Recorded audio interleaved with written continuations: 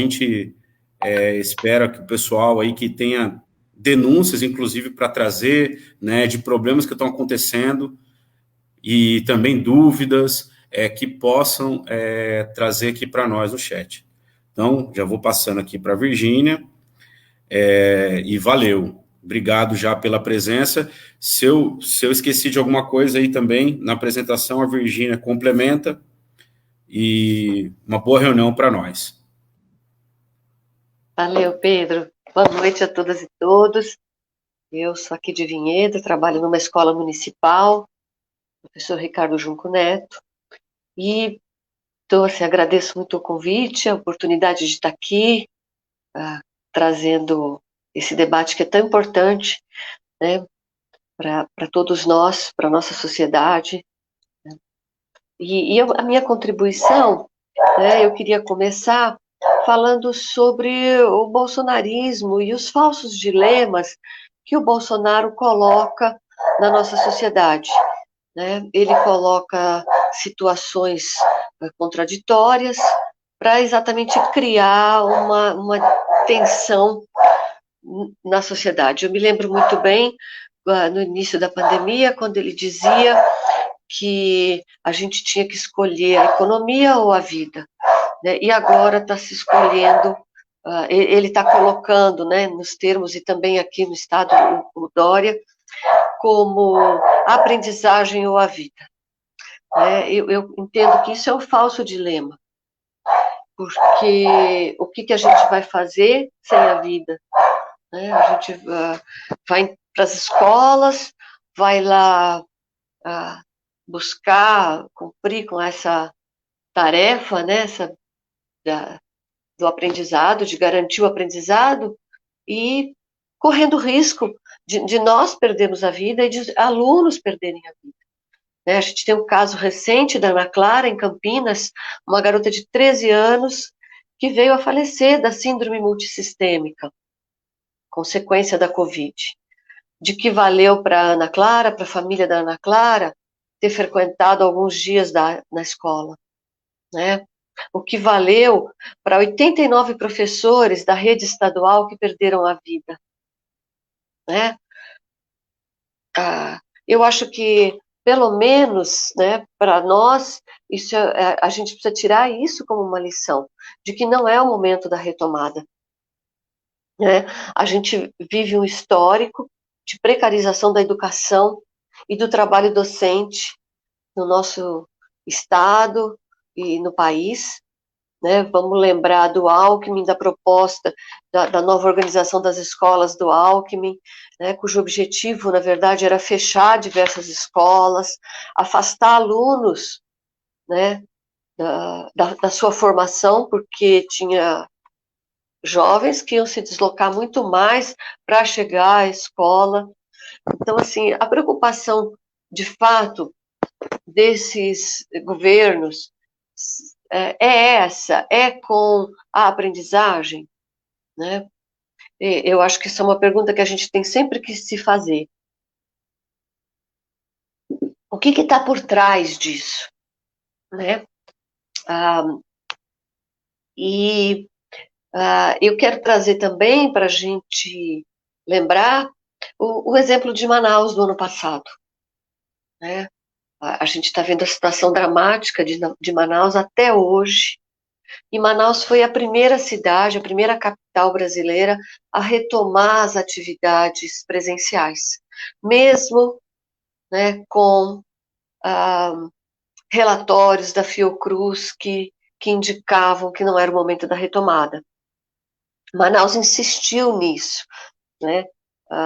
O curioso é que Manaus, por exemplo, é uma cidade ali da Zona Franca, que tem a Zona Franca, onde as indústrias ali de tecnologia tiveram um aumento no seu valor, enfim, nas suas receitas. Então, assim, a gente vê também que alguns setores da economia, lembrando aquela fala do Bolsonaro, né? Alguns setores da economia entraram em crise ou tiveram uma perda, mas outros não. Então, é nesse contexto, assim, dessa discussão que eu queria trazer, né, continuar aqui a minha a minha fala, né? Os professores lá em Manaus reclamaram, né, logo no início, quando foram obrigados a voltar, de uma sobrecarga, de que os alunos não seguem as regras, né, do distanciamento, há uma dificuldade dos alunos seguirem a regra. Então, o professor ele tem assim um papel ainda mais sobrecarregado mesmo, porque ele, além, né, dos cuidados que ele vai ter consigo, do ambiente, ele tem o cuidado com os alunos, né, a gente sabe que as escolas não apresentam condições, né, nem de ventilação, na maioria das vezes. Eu falo isso pela minha escola e por outras escolas que eu já trabalhei aqui na cidade. Eu praticamente já trabalhei em todas as unidades, quase todas as unidades municipais, e todas elas têm problema de ventilação, todas elas têm problema nos banheiros, né, de falta de papel ou falta de sabonete para lavar as mãos. Os bebedouros são precários, né? São bebedouros coletivos. A gente tem toda uma questão relacionada também à alimentação escolar, porque os alunos não têm bancos e mesas suficientes para se alimentar, eles se sentam no chão para comer. Imagina num contexto de pandemia, né? Como isso vai se dar, o risco que vai ser, né? Então aí tira a máscara para se alimentar, depois tem que pôr outra máscara, não vai usar aquela mesma. A gente vai ter a, a rede pública vai oferecer essas máscaras para essa troca. Enfim, a gente vai ter uma série de problemas que vão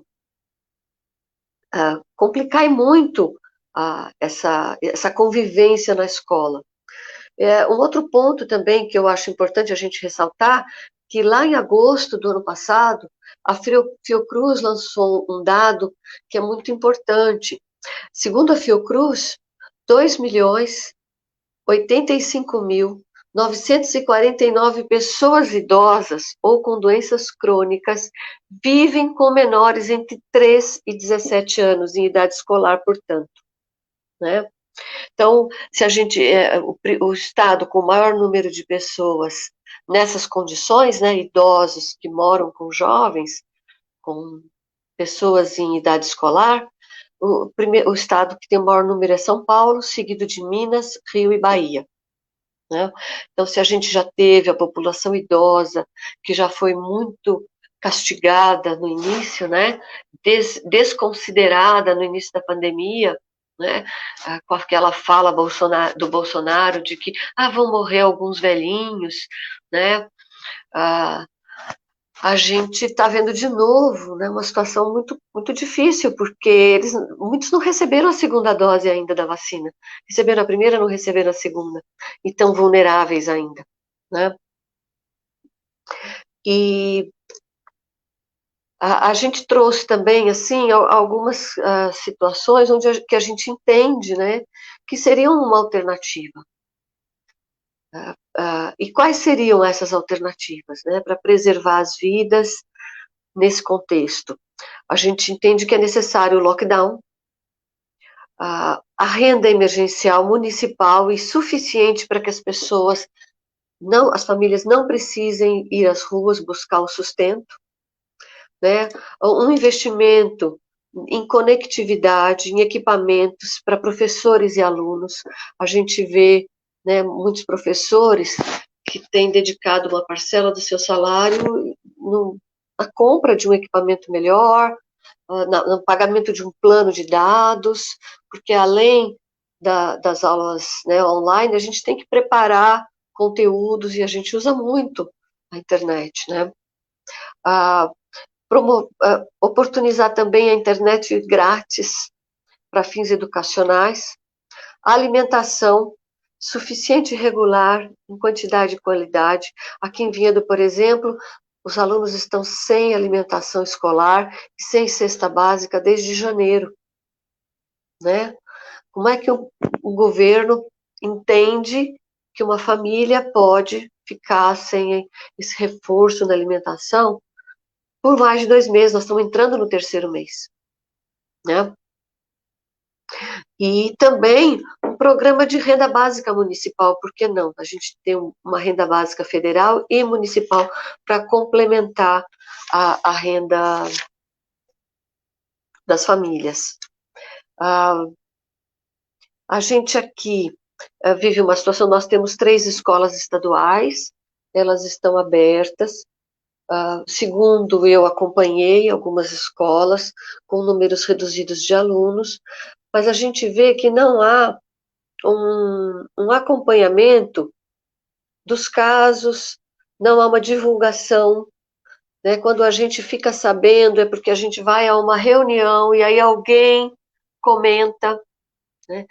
Não está se fazendo aquele monitoramento através de testes, né? Saber se as pessoas estão de fato permanecendo, pessoas que tiveram contato com outras pessoas contaminadas, se elas estão de fato permanecendo em casa, né? É muito precária.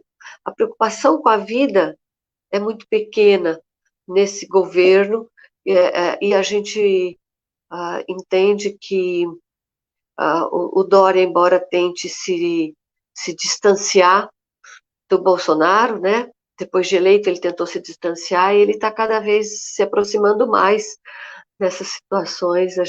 Aí se revela esse caráter, né? Que é um caráter também de entregar a educação, né? Para parcerias público-privadas, né? E assim ceder a essa pressão desses grupos, desses grandes grupos que desenvolvem projetos na educação, tá? Eu acho que é isso, acho que depois a gente vê aí, né, vai comentando, eu vou passar aí para a Carol, acho que, não sei se, acho que meu tempo ficou muito curto, né, mas a gente vai aí procurando interagir ao longo da live, tá bom?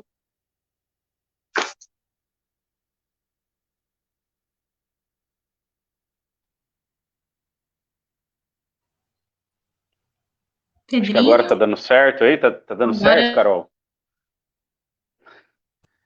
agora sim. Então, agradecer, Virgínia, a contribuição, acho que é isso mesmo, estamos começando a conversa, né? Acho que a Virgínia trouxe muitas questões aqui para a gente já começar a pensar, e já vou passar para a Carol, gente.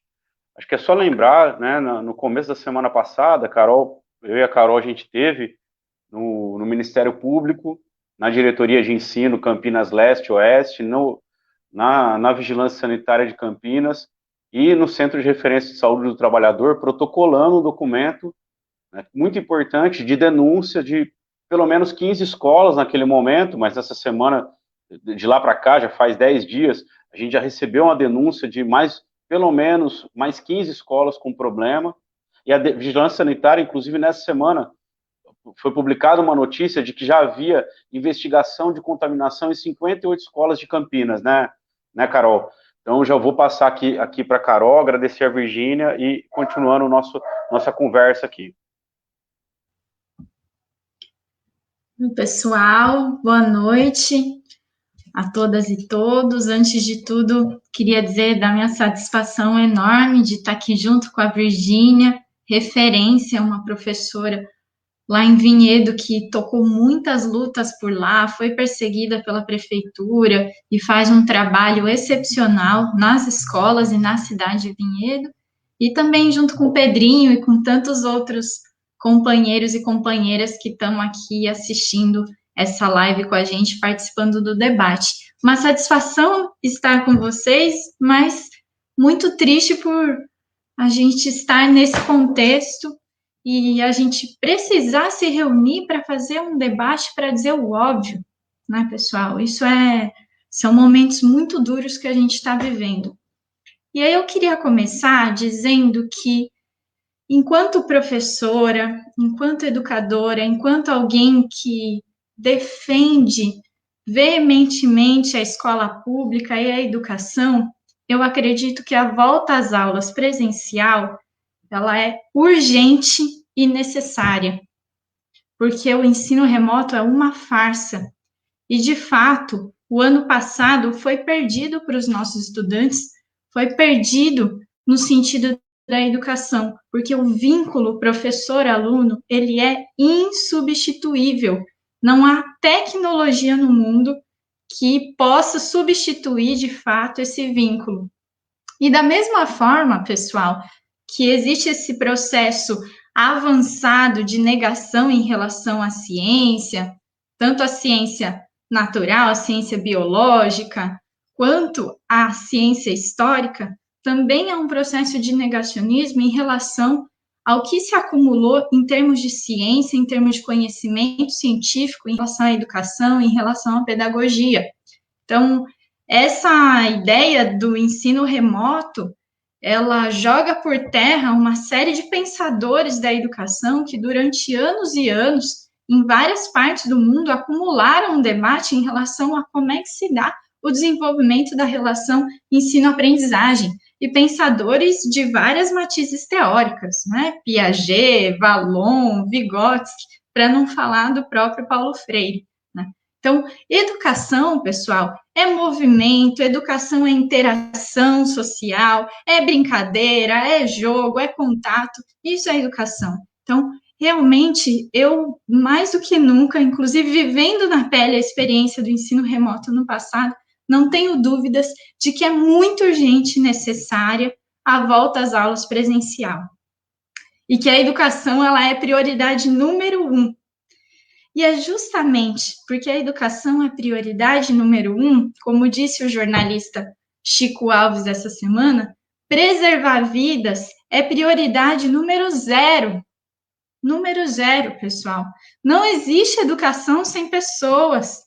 E a saúde física e emocional, ela é um pressuposto para a gente garantir o direito à educação. O Rocieli e o Doria, quando eles conspiram contra a vida, eles conspiram também contra a educação.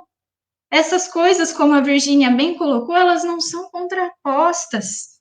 E a educação é vida. A vida tem que vir antes de qualquer área social, né? E nunca é demais repetir, insistir nisso, dizer o óbvio novamente, que estamos vivendo o pior momento da pandemia, e de uma pandemia que é a maior dos últimos 100 anos na história da humanidade. Isso não é qualquer coisa, pessoal. Estamos chegando na marca aqui no Brasil de 260 mil mortos. 260 mil pessoas que tinham família, que tinham história, que tinham seus trabalhos, as suas rotinas de estudo, que eram os amores de alguém. 260 mil pessoas.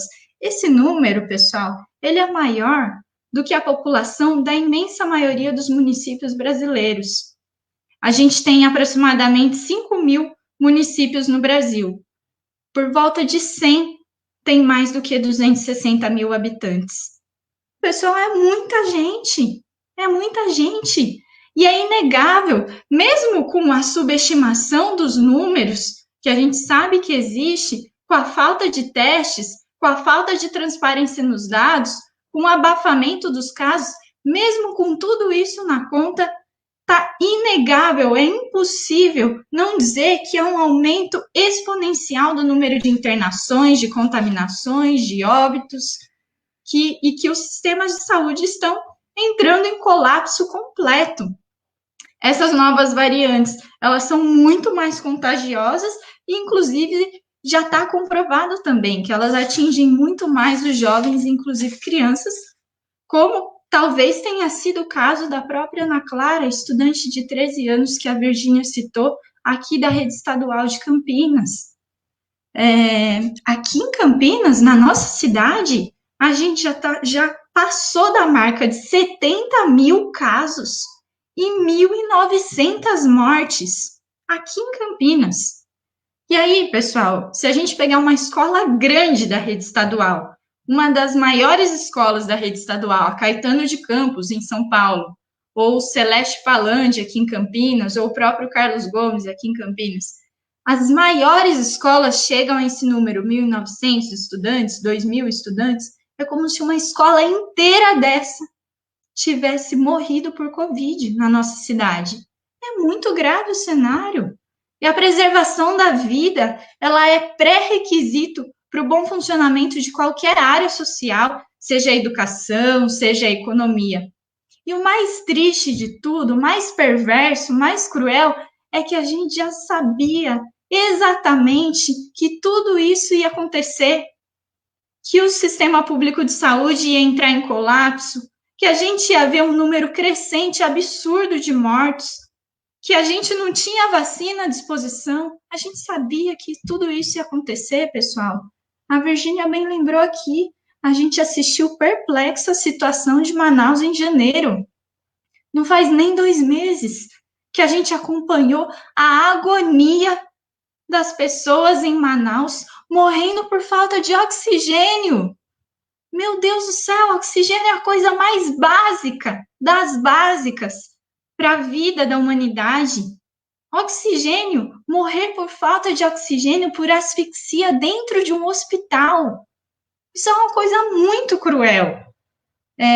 E como a Virgínia também bem lembrou, foi a primeira cidade a reabrir escola, Manaus. Então, assim, pessoal, pandemia não está começando agora, já faz 1 ano que a gente já está vivendo essa situação e a gente já viu várias experiências no mundo do que dá certo, do que não dá certo. A gente não está começando agora, a gente não está testando as coisas. A gente vê e sabe que aquilo vai vir para cá logo em seguida. A gente já detectou essas novas variantes aqui no estado de São Paulo já faz mais de 1 mês.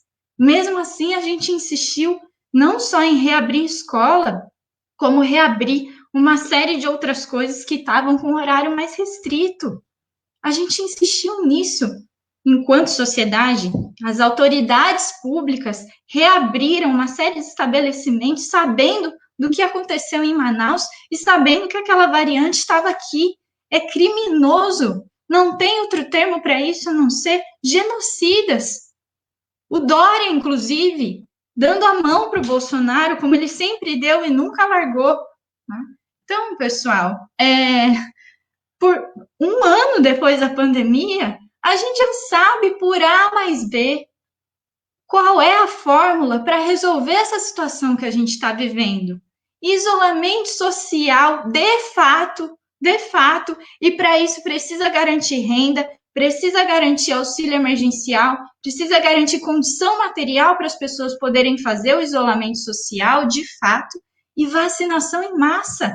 É essa a fórmula, todo mundo sabe, os cientistas já alertaram, as experiências no mundo mostram isso. Não é possível, como Dória fica insistindo toda semana naquela coletiva de imprensa, que a gente faça um plano para conviver com o vírus.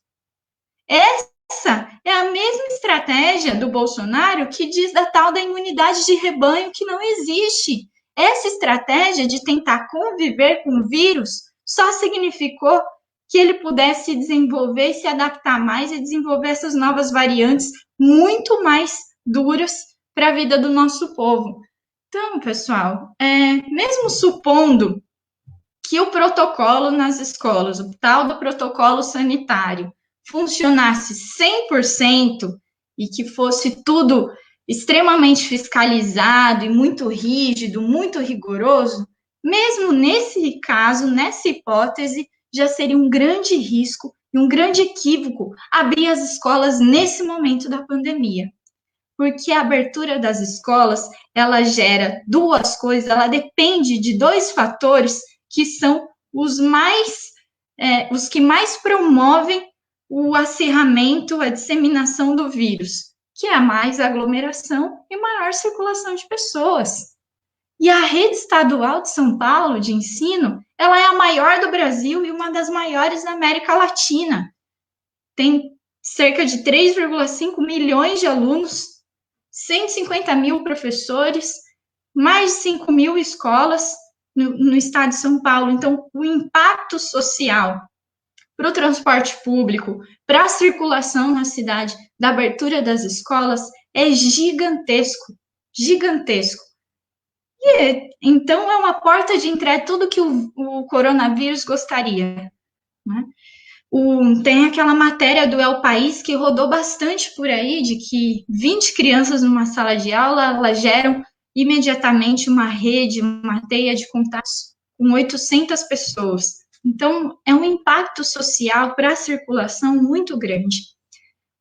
E eu estou dizendo isso mesmo que 100% dos protocolos de uso de máscara, de distanciamento social, álcool gel, fossem seguidos na escola. Mas a gente sabe também que os protocolos são extremamente precários, insuficientes, e não há fiscalização a contento, né? Não tem teste de professor, de aluno, não tem ventilação nas salas de aula, aquelas janelas com vitrô enferrujado, não tem funcionários de limpeza, a gente já recebeu uma série de denúncias de álcool gel vencido nas mesas, nas salas de professores. O EPI, o equipamento, a máscara, uma máscara. Eu tenho 32 aulas, eu recebi uma máscara de pano que rasga na primeira lavagem. É criminoso, pessoal. E um face shield, é isso. E para os alunos, aquela mesma máscara que eles dão para os adultos. Então, não tem a menor condição, pessoal. A menor condição. E a secretaria vem atuando para abafar deliberadamente os casos que estão surgindo. A APUESP tem feito um levantamento de que, aproximadamente até agora, há 1.845 casos de contaminação entre os professores ou alunos ou funcionários da rede estadual, desde que as aulas voltaram presencialmente, em cerca de 842 escolas pelo estado. Eu ouvi ontem muito atentamente a fala do Roscielli, o ex-ministro do Temer. Ouvi atentamente a fala dele para ver o que ele ia dizer em relação aos contaminados da categoria depois da volta às aulas. Ele disse bem rapidamente que haviam 57 contaminados. Eu fiz questão de olhar no YouTube e ouvir de novo esse trecho da fala dele.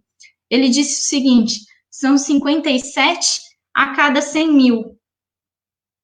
Se a gente fizer o cálculo dos cerca de 4 milhões de estudantes, professores, funcionários da rede, 57 a cada 100 mil, dá mais de 2.200 pessoas da comunidade escolar contaminadas. Esse foi o número que ele disse mascarado ontem na coletiva de imprensa. E ele disse no seguinte tom, pessoal: essa é uma proporção menor do que a proporção de contaminados na sociedade em geral. Então, tudo bem, então está dentro da normalidade, então está dentro do esperado, então está tranquilo, pode continuar reabrindo as escolas assim. Não há outro nome para isso a não ser genocídio, pessoal. Não existe normalidade em número de contaminados quando o nosso sistema de saúde está à beira do colapso. Não existe, dentro do esperado de números da Covid, quando a gente está numa escalada assustadora de número de mortes no nosso país. A gente precisa diminuir esses números e não criar medidas que façam com que eles cresçam mais. É inadmissível essa fala do Roscielli. Roscielli é um genocida e ainda vem dar o exemplo da Holanda e de outros países da Europa para justificar que a política dele está mais adequada, que segue algum parâmetro de ciência. Isso é um absurdo, pessoal. Inclusive, ele usa esses exemplos da Europa ou de outros lugares no mundo quando convém, porque a própria Inglaterra abriu e fechou a escola, a França abriu e fechou de novo, Israel abriu e fechou, alguns lugares dos Estados Unidos abriram e depois tiveram que fechar novamente. E engraçado que o Roscielli nunca cita o exemplo da Nova Zelândia, que quando tem um caso lá, decreta lockdown na cidade inteira. Então, é um absurdo, pessoal. Sem contar que o nosso contexto aqui é muito diferente de qualquer um desses países, porque o nosso contexto, o contexto que a gente está reabrindo escola presencialmente, é o contexto do Brasil do Bolsonaro. É o contexto de um presidente que nega a gravidade da doença desde o seu início. É o contexto de um presidente que estimula um tratamento precoce que nunca existiu, que já está provado e comprovado que não existe. É um contexto do chefe de Estado do nosso país, que é contra a máscara, contra a vacina. que hoje disse que a gente tem que parar de chorar e parar de ser maricas. E ele disse hoje isso, o Bolsonaro. É esse contexto que a gente está reabrindo escola no meio do pior momento da pandemia. O Brasil, pessoal, segundo o ranking do saneamento básico, 53% da nossa população não tem acesso a água e esgoto tratados. Inclusive, naquele filme, um documentário muito interessante chamado Pro Dia Nascer Feliz, é um documentário de 2005, está disponível no YouTube. Ele compara algumas escolas públicas e privadas do Brasil e ele coloca muito bem o impacto da falta de saneamento básico para dentro das escolas, né? Infelizmente, esse documentário de 2005 ainda está muito atual. Então, pessoal, essa reabertura das aulas nesse momento, não há garantia de aprendizagem ou de recuperar as defasagens do ano passado, não há garantia de segurança sanitária, só há uma garantia com essa volta às aulas agora, que é a garantia de que vão aumentar as contaminações e que, portanto, vão aumentar as mortes. Só isso que significa a volta às aulas agora. Não tem outro sentido. E aí, pessoal, para finalizar, porque eu já falei bastante, eu não vejo a hora de entrar na escola em que eu trabalho.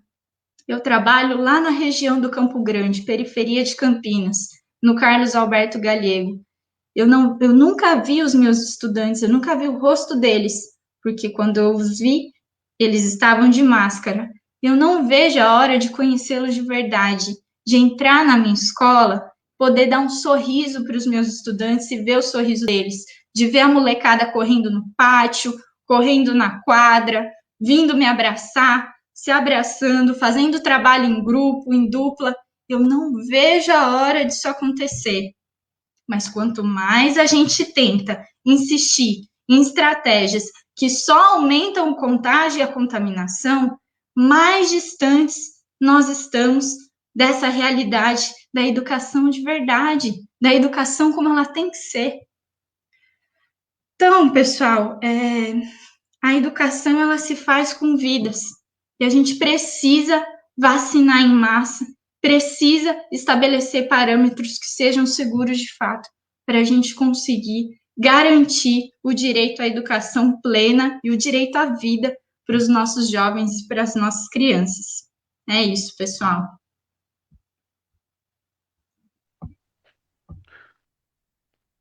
Posso Valeu, falar Carol. só uma coisa, Pedrinho? Claro, por favor. Enquanto a Carol falava aqui, né, eu lembrei de uma notícia que foi veiculada aqui na cidade vizinha, de que a cidade de Valinhos já está com o estoque de oxigênio muito baixo. Então, a gente tem possibilidade de ver Manaus replicado em muitas outras cidades do país, né? A tragédia que foi Manaus pode se repetir em outros lugares.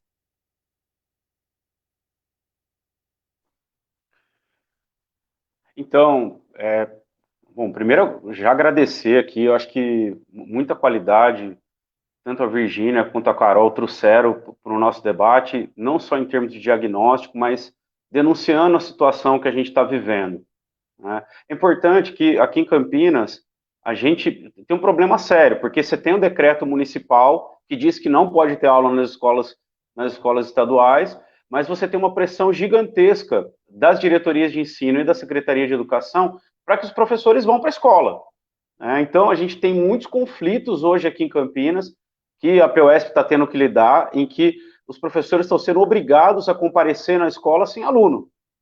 Essa situação, para nós, é um grandíssimo absurdo, porque o único sentido de ir até a escola nesse momento é aumentar a possibilidade de contaminação. Eu acho que aqui, inclusive nos comentários aqui, tem muitos comentários interessantes, pessoas que são lutadores da educação, a Dilson, que é professor de Elvira, a Rebeca, que é moradora da região do Campo Grande, que também é professora da rede pública estadual, a Simone, que é da rede de Vinhedo também, que tem uma luta lá importante em defesa da educação infantil e do reenquadramento dos agentes de educação infantil enquanto educadores, né?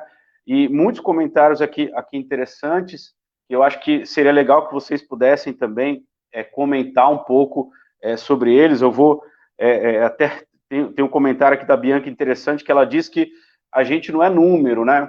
Que na verdade é um pouco isso. Eles partem da ideia de que vai morrer um professor ou outro, alguém da comunidade escolar ou um ou outro da comunidade escolar, e que isso, de certa forma, vai criar uma tristeza numa certa localidade ali, mas com o tempo vai passando, né? Eu acho que eles partem muito disso.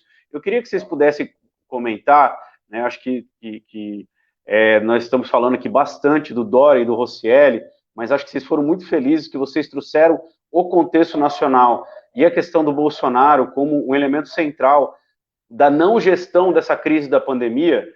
Se vocês pudessem comentar aí um pouquinho assim, o pessoal fala muito, mas tem a questão da vacina, né? Assim, mas qual é a responsabilidade do Bolsonaro com o que está acontecendo e a questão do impeachment? Né? Porque muitas vezes a gente diz, putz, isso não tem nada a ver com o que acontece na escola pública, a gente brigar pelo impeachment do Bolsonaro. Será que não tem nada a ver mesmo? Será que o que a gente está vivendo aqui em São Paulo, inclusive a legitimação que o Dória e o Roscielli tiveram para manter as escolas abertas, né? Agora, não tem a ver justamente com esse discurso do Bolsonaro?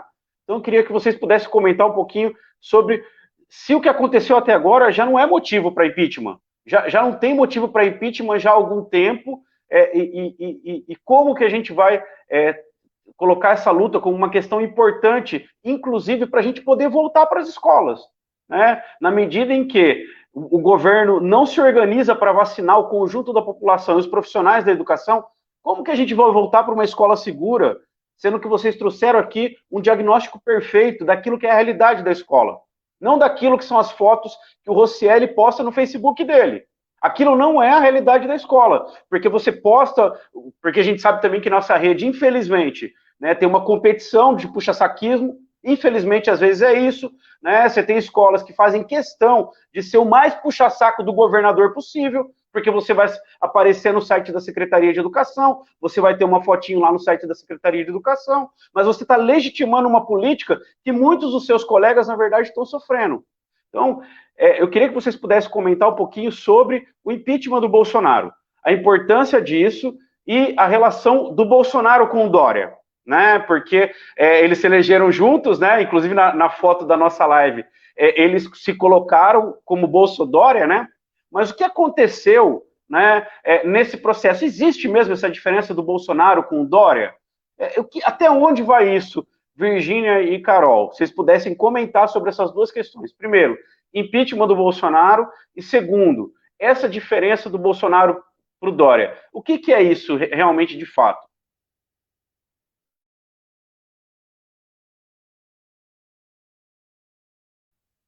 Posso falar Virgínia, um pouquinho, Pedro? vai lá. Enquanto você falava, vieram algumas informações, algumas lembranças, né? E a gente, hoje mesmo, lendo alguns textos e tal, e falava de que o Bolsonaro tem as mãos sujas de sangue, né? E que ele é equiparado a o texto equiparava ele a um personagem de Shakespeare que vai lavando as mãos e as mãos estão sempre sujas de sangue.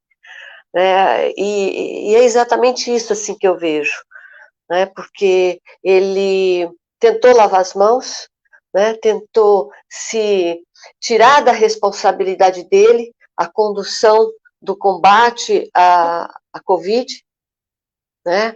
Ele espalhou, como a Carol bem disse, espalhou mentiras e incentivou as pessoas a se aglomerarem, enfim, ele agiu contrário, né? A gente costuma dizer que ele foi um aliado do vírus, né? Ele também, e aí eu acho que isso mostra muito desse caráter dele, dessa falta de condução, e ele é totalmente responsável por isso. Eu acho que o impeachment dele é necessário. É quase que óbvio. Acontece que ele fica construindo uma narrativa, né? Ele fica jogando parcelas da população umas contra as outras, né? Para tirar o foco da falta de... não é a falta, não, é a política dele mesmo, porque essa é uma política genocida, né? A gente sabe disso. Né? É a necropolítica, ele conta, né, que vidas vão se perder, ele não tem a preocupação de salvar vidas.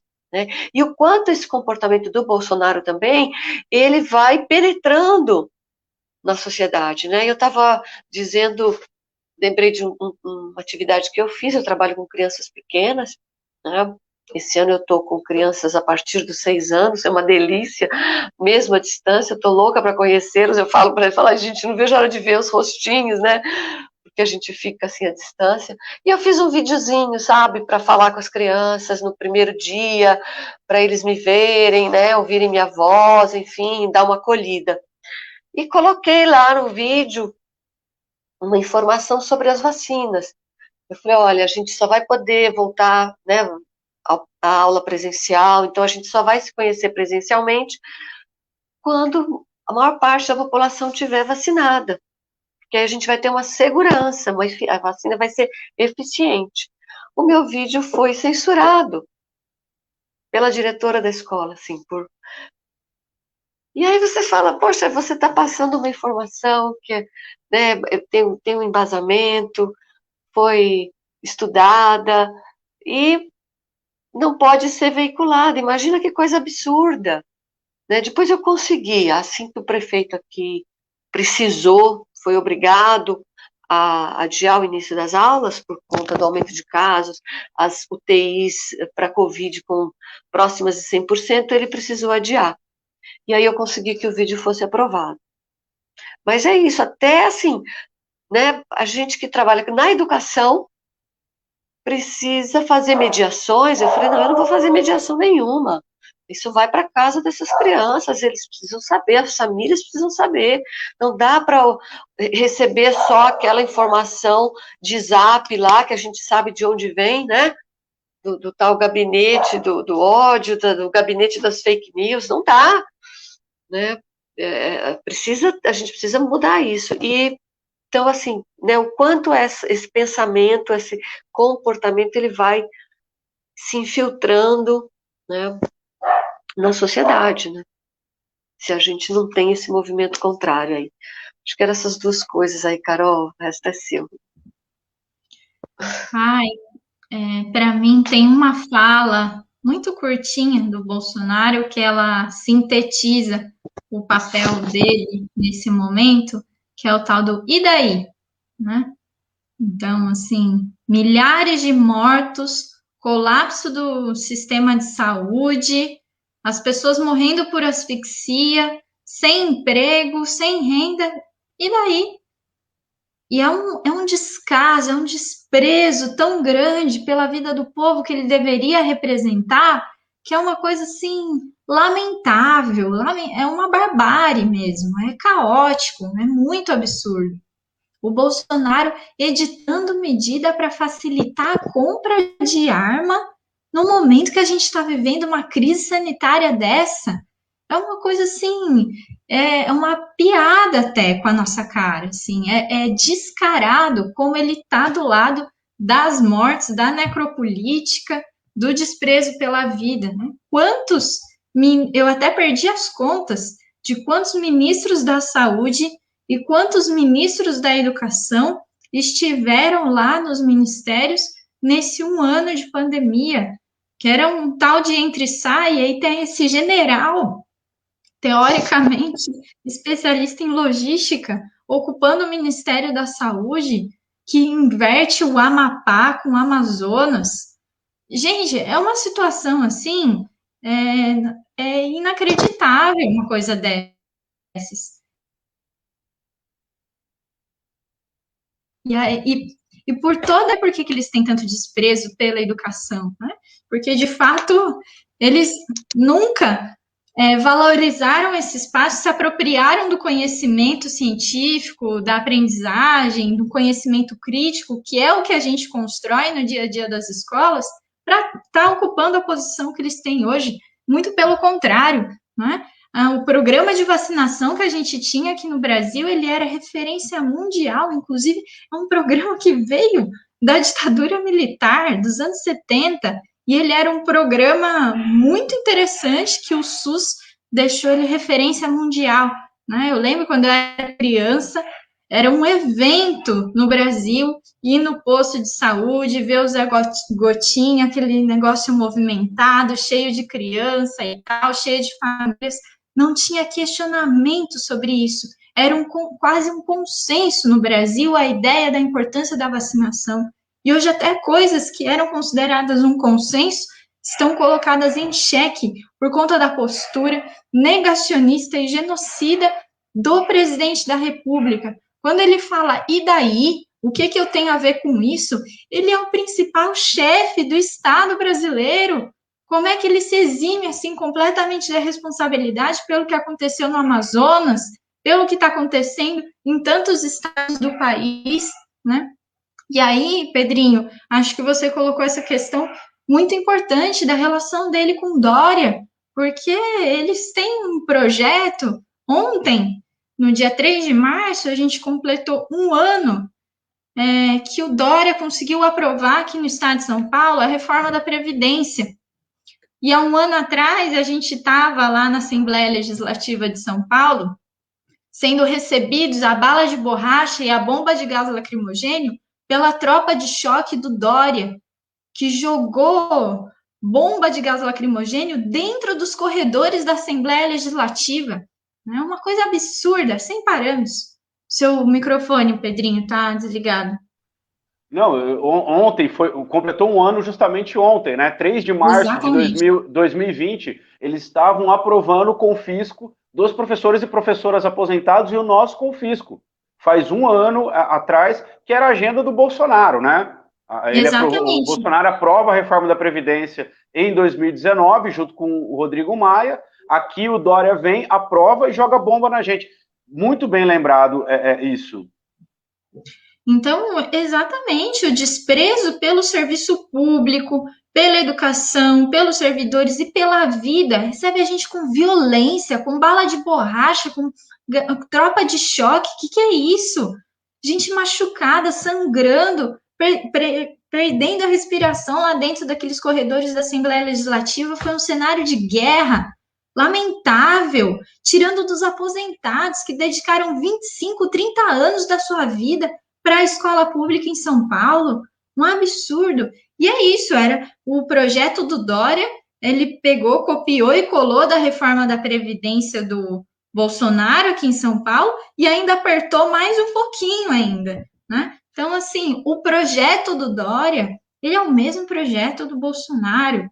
Ele agora se diz aí o paladino da vacina, o arqui-inimigo do Bolsonaro e tal, mas é puro discurso, porque no mesmo discurso que ele fez ontem, que ele quase chora lá na frente da TV, dizendo da importância da vida, que o Bolsonaro é genocida, tal, no mesmo discurso o apontamento que ele dá mas a escola vai estar aberta. Ou seja, ele faz um diagnóstico da situação, mas o apontamento concreto que ele dá é igualzinho o Bolsonaro. Porque dizer que vai abrir escola nesse momento da pandemia é dizer, e daí?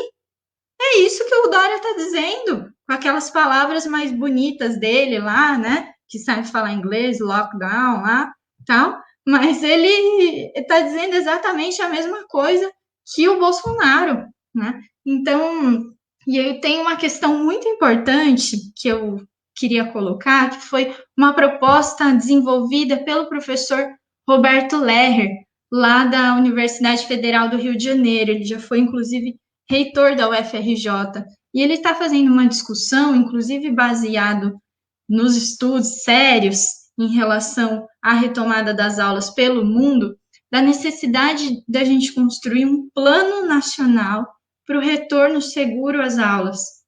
Isso demanda diminuir o número de aluno por sala de aula, e, portanto, abrir concurso público para mais professor, demanda construir mais escolas, demanda ter reformas estruturais profundas nas escolas que tem hoje, para ampliar a janela, reformar banheiro, ter saneamento básico, e tudo isso aí envolve verba, dinheiro público, recurso, precisa ter investimento de fato público na educação. A educação não pode ser prioridade só no gogó, na hora de dizer vai reabrir escola no meio da pandemia.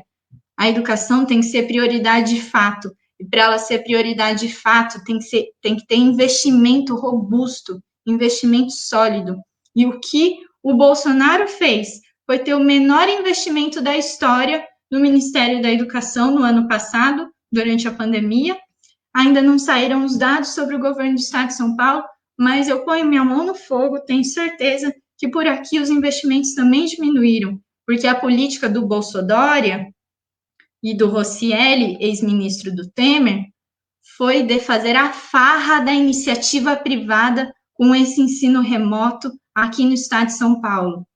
Foi a oportunidade gigantesca para Amazon, Google, plataformas educacionais das mais diversas matizes, Instituto Ayrton Senna, Fundação Lehman e todos esses tubarões do ensino que vêm ganhar dinheiro às custas da educação e às custas da falta do acesso pleno à educação para os nossos estudantes. Então, eu não tenho dúvidas que o projeto do Bolsonaro e do Dória são mesmo, caminham juntos, é o yin yang ali, são as duas faces da mesma moeda, e se o Bolsonaro é genocida e o Dória também, ambos são inimigos da vida e da educação. É interessante porque, assim, acho que vocês trazem uma reflexão, e a Carol colocou vários exemplos aí, dessa aproximação que existiu em 2020, então não seria possível eleger Dória sem Bolsonaro, mas que ela se dá também em vários outros momentos, né? Aqui tem alguns comentários aqui na nossa live que trazem algumas palavras, a Rebeca colocou, a Rebeca Dias, que também é professora da rede estadual, colocou muito bem, existe uma agenda de reformas, tanto de Bolsonaro quanto Dória, que eles têm um acordo comum nessa agenda, que é o exemplo da reforma da Previdência que a Carol trouxe, né? Mas são também outras reformas. Então, aquilo que aconteceu no governo Temer, aquela reforma trabalhista, a reforma do ensino médio e a PEC do congelamento de gastos, ele foi implementado tanto por aqueles que compõem hoje o governo Dória, tanto é que o Roscielli Soares, ele era ministro do Temer, né? Ele foi o ministro da Educação do Temer, que implementou a reforma do ensino médio e a Base Nacional Curricular Comum, já atendendo aos grandes interesses da educação, assim como outros secretários do governo Dória, que também eram ministros do Temer. Que a gente muitas vezes lembra assim, quem que é o Temer nessa história toda, né? Que foi o presidente que saiu com 3% de aprovação, né? Que não foi derrubado e não foi impeachmentado graças ao Congresso e a uma base de apoio que hoje compõe o governo Dória, né? É interessante isso. Agora, eu estava lembrando aqui da fala da Virgínia, que ela traz uma coisa aqui que o pessoal comentou muito aqui nos comentários. Tem algumas palavras que a gente está sendo obrigado a usar para poder fazer análise política atualmente que a gente não usava, né, há 2, 3 anos atrás. O Potiguara trouxe aqui, que é a tal da necropolítica, que a gente vai precisar ainda se debruçar um pouco mais para entender isso, porque assume áreas do grau de tensão da sociedade tá tão grande, que assume graus de coisas assim espantosas que a gente vê, né, as pessoas defenderem. Então, a gente às vezes vai se acostumando com isso, né, e tratando como normal algumas coisas são ditas. E aí eu acho que a Virgínia trouxe uma questão aqui, que é a questão do negacionismo, né?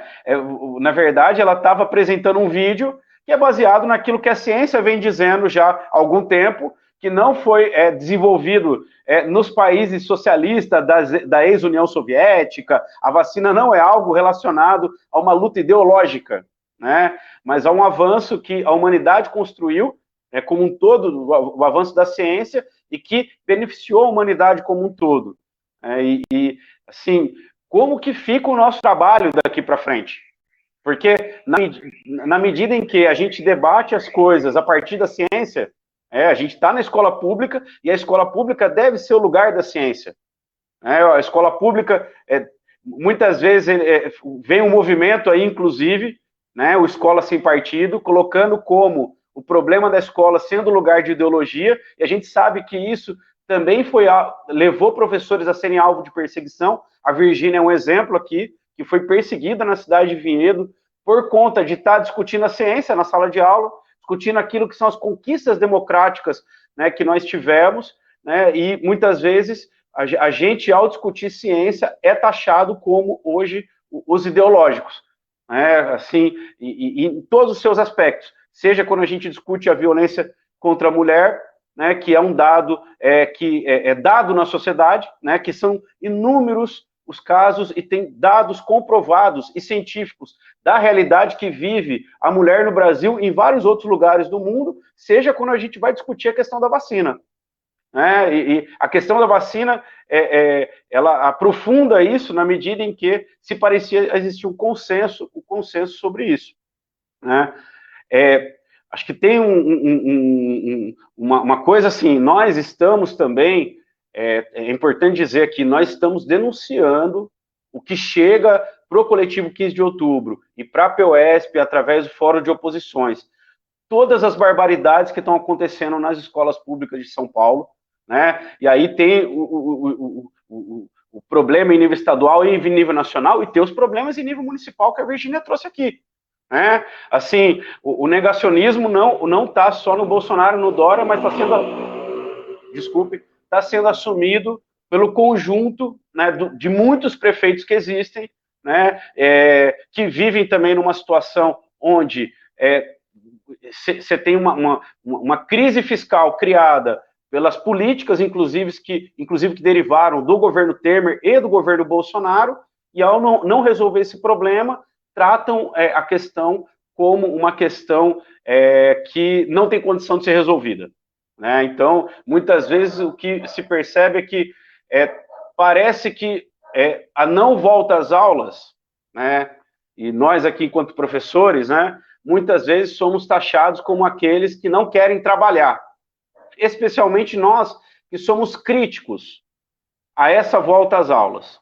Né? A gente é taxado naquele conjunto dos servidores públicos, onde o problema estaria, né, naqueles que são acomodados, que são cheios de privilégios, e quando a gente vai olhar com uma lupa mais de perto, todos os dados em relação ao serviço público, a gente vai ver que a maioria dos funcionários públicos recebem abaixo do salário mínimo, que é dito pelo Diese. Em muitas prefeituras, em muitos lugares do Brasil, o funcionário público recebe menos que R$2.000. Então, são dados assim que mostram que o servidor público, especialmente o professor, né, ele está longe de ser um privilegiado. Ele está longe de ser aquele que hoje possui uma série de privilégios. Mas você vai construindo, e aí acho que a Virgínia trouxe bem também, a coisa de que você constrói brigas entre a população, entre setores da população, e parece muitas vezes que a política do governo Bolsonaro na verdade, ficar incentivando uma certa base social a ficar tratando tudo como se não tivesse acabado a eleição. Né? O Bolsonaro parece que está em permanente disputa e não governa para gerir a crise. Né? E aí, né, assim, eu acho que tem muita coisa interessante, o pessoal está trazendo outros comentários aqui, né? Ontem a Bianca trouxe aqui que a gente bateu o recorde, né? De 2.000 vidas, e a gente não sabe como isso vai se desenvolver, nós não sabemos como isso vai estar daqui 15 dias, daqui um mês, nós podemos, inclusive, ter um aumento ainda maior desse número, e a gente, aí tem muita coisa para a gente conversar, mas eu acho que vocês foram muito, muito felizes em abordar as principais questões que nós vamos ter que travar nos próximos meses, eu diria até nos próximos anos, e a gente ficou com uma preocupação, inclusive quando estava construindo a live, porque a gente sabe, né, gente, que o coletivo 15 de outubro tem uma preocupação gigantesca em debater a educação pública, e debater as políticas educacionais todas que existem. Né? Assim, a gente, inclusive, faz um esforço, enquanto professor, de conseguir elaborar, mesmo com a gente sabendo que nós, inclusive, muitos de nós, inclusive, tem jornadas extenuantes, jornadas alguns até 2 cargos, e a gente faz um esforço de elaboração no 15 de outubro para a gente não deixar de formular sobre educação. Porque muitas vezes quem está formulando hoje sobre educação são grandes fundações corporativas que não tem nada a ver com a educação pública. Né? Simplesmente não tem nada a ver com a gente. E a gente, quando estava pensando na live, a gente estava conversando, Dória e Rocieli, inimigos da vida. Né? E isso, nós temos um acordo, e o que a gente está conversando aqui, na verdade, nós poderíamos estar discutindo educação aqui, né, Virgínia, Carol, debatendo uma série de temas sobre educação. Né? Inclusive a própria crítica ao trabalho remoto, que mereceria todo um capítulo, né, sobre isso, que a gente está vendo assim, as barbaridades do que isso representa, né, e o que é dito por aí pelos gestores. Mas nós, hoje, a gente focou na questão da pandemia, porque hoje nós estamos numa situação dificílima em relação à preservação da vida. Mas eu queria que vocês, inclusive, pudessem, já indo para as suas considerações finais, mas antes de fazer as considerações finais, falar um pouquinho sobre que a gente chamou que o Dória e o Rocieli também são inimigos da educação. Eles também, na verdade, não têm um projeto de fato para melhoria, para aquilo que a gente entende por uma educação pública, gratuita, de qualidade, que pode ajudar num processo de transformação do país. Né? Então, eu queria que vocês pudessem comentar um pouco sobre essa questão do qual é o projeto desse pessoal para a educação. Né? Eu sei que a gente está na questão da pandemia, é muito grave, é muito sério, mas a gente assim, tem mais... Está passando a boiada, né, gente? Né? Na verdade, assim, aquilo que o Salles disse em nível nacional, de passar a boiada, aqui no estado de São Paulo também está acontecendo. O grande exemplo é a reforma do ensino médio que está sendo implementada aqui no estado de São Paulo durante a pandemia. Né? E aí, se vocês pudessem, né, esse comentário da Valéria aqui, inclusive, é perfeito, assim, né, as grandes empresas educacionais. Hoje, nós temos uma oligopolização, na verdade, do capital privado na educação e um poder gigantesco desse pessoal. Então, eu já queria agradecer muito a presença aqui de vocês, agradecer muito as intervenções de vocês. Eu acho que é um debate que a gente sabe que no 15 de outubro a gente está enfrentando já há algum tempo, vamos continuar enfrentando e fazendo as lutas que a gente precisa fazer, mas já faço esse primeiro agradecimento, e se vocês pudessem falar um pouquinho sobre isso, né?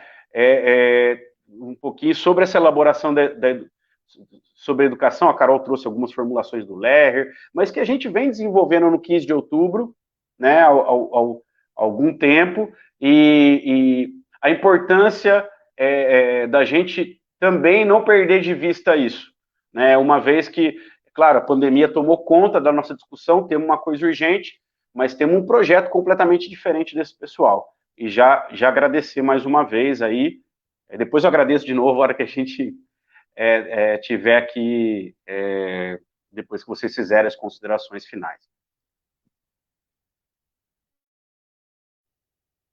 Bom, Pedro, eu vejo assim que a gente na educação é uma trincheira muito forte de luta e de resistência, né? Nós temos aí nos organizado, né? Enfrentado as bombas, enfrentado a tropa de choque, né? E realizado essa educação cotidianamente, no chão da escola. Né? Isso não nos desanima, isso não nos enfraquece, e a gente também não se deixa cooptar.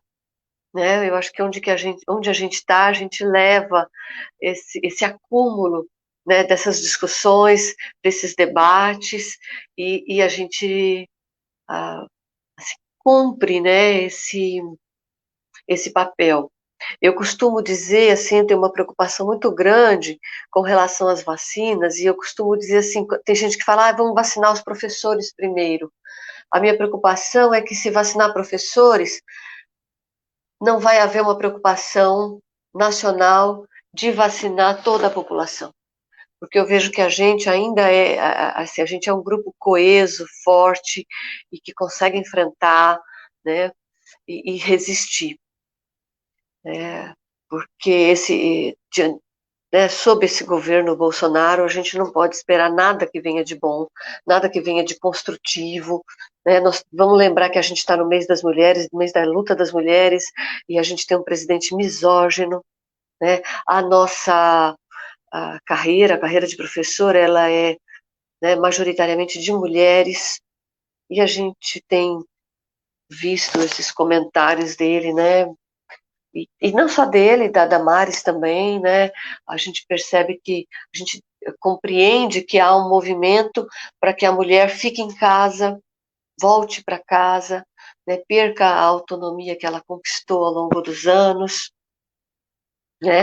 sem perspectiva de formação para as meninas, para as garotas, voltar a um sistema de opressão, de casamento precoce, coisas que a gente luta há tanto tempo, contra. A gente tem visto que é uma educação, sem contar a militarização da educação, que a gente não falou, mas vamos falar aqui também. Eu vou deixar, sem contar isso. Olha o projeto desse pessoal. Ou então aquela educação, em casa, o homeschooling. Eu vou falar inglês, Carol, depois você traduz aí. Para mim vem mais rápido, eu sou professora de inglês, por isso que o termo inglês vem mais... Então, o que é o homeschooling? Os pais vão ensinar aquilo que eles entendem, sem um debate, sem perceber, sem conhecer outras ideias, os contrapontos, enfim, as contradições. Então, é um projeto realmente assim, de um retrocesso, de um desmanche, de precarização gigantesco. É um retrocesso de sei lá, 100 anos, possivelmente. Acho que é isso aí. Vamos lá, Carol. Virgínia, seu inglês está ótimo, viu? A minha crítica é só o Dória achar que ele é melhor que o Bolsonaro, que ele sabe falar inglês. Mas é igualzinho, né? Mas então, eu acho que tem uma frase que resume um pouco, sintetiza o momento que a gente está vivendo na educação hoje, que é um processo de construir uma educação pobre para alunos pobres com professores pobres. Eu acho que essa expressão, ela resume muito do processo avassalador de completo sucateamento e precarização da educação e privatização que está acontecendo agora. A começar por isso que o Pedrinho colocou, do processo protagonizado pelo Roscielli, quando ele era ministro do Temer, da Base Nacional Comum Curricular, da reforma do ensino médio, que é um processo de aligeiramento gigantesco dos conteúdos curriculares, é um processo de estabelecer essas competências e habilidades aí para os nossos estudantes, que está já incorporada no currículo paulista agora da educação, e que é algo assim, a gente precisa atender às novas demandas do mercado, e o mercado diz o seguinte, a gente precisa, eles nem usam mais o termo trabalhador, né, é o tal do empreendedor. Eu trabalhei numa escola que a disciplina de eletivas que os professores estavam querendo dar era uma disciplina de empreendedorismo, e aí os conhecimentos que essa disciplina de empreendedorismo ia passar para os estudantes era ensinar a fazer bolo de pote, porque é esse o empreendedor do Dória, é esse o empreendedorismo que o Dória passa para os estudantes da nossa rede estadual, né?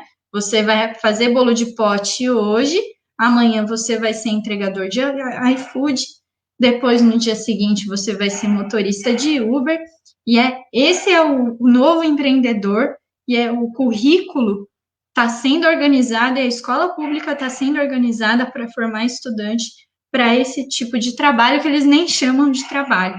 Então, é a precarização completa do começo ao fim. E aí, para isso, precisa precarizar também a formação do professor e a condição de trabalho dele. Então, tem uma sobrecarga gigantesca dos professores em termos de número de estudantes, de burocracias a se fazer, de número de salas de aula, de aulas que os professores precisam pegar, às vezes até em 3, 4, 5 escolas para conseguir garantir um salário digno, porque o estado de São Paulo, que é o estado mais rico do Brasil, sequer cumpre a lei do piso nacional, não paga nem o piso salarial básico para os professores, então os professores precisam se desdobrar em um monte de escola para conseguir pagar suas contas no final do mês. E aí, aliado a isso, vem um processo, inclusive, de esvaziamento do papel do professor, que a gente não é mais alguém que planeja, prepara, formula a aula, prepara o conteúdo, o exercício, avalia, dá atenção para o aluno. A gente virou um reprodutor das cartilinhas. Inclusive, vem agora, com esse processo de ensino remoto, tem um monte de curso sendo fornecido pelo próprio Instituto Ayrton Senna no nosso horário obrigatório de trabalho e outras grandes empresas educacionais aí, que têm inclusive ação na Bolsa de Valores e que estão entrando por dentro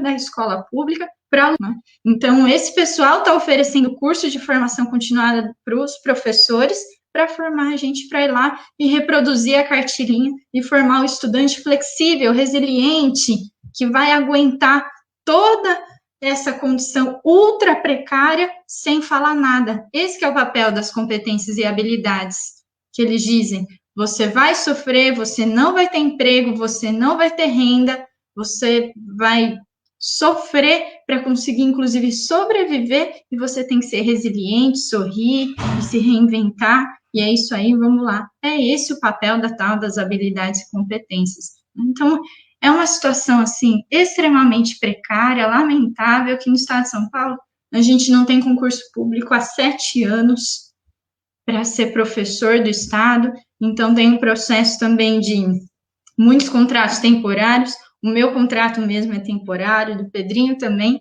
né? Então, a gente vive numa situação de instabilidade ainda maior. No dia seguinte, a gente não sabe se a nossa jornada é a mesma, como é que vai ser, em que escola a gente vai estar.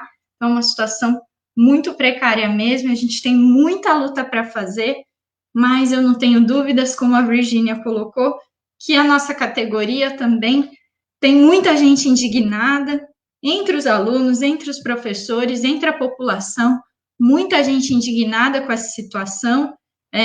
Somos 70%, né, inclusive, contra o Bolsonaro, e eu não tenho dúvidas que também a gente tem condição de transformar essa indignação em mobilização, em resistência, derrubar esse presidente genocida, derrubar esse governador genocida e construir, de fato, uma sociedade que tem educação e a saúde como grandes prioridades, né? É isso, e obrigada a todos por acompanhar o debate. Estamos juntos e juntas.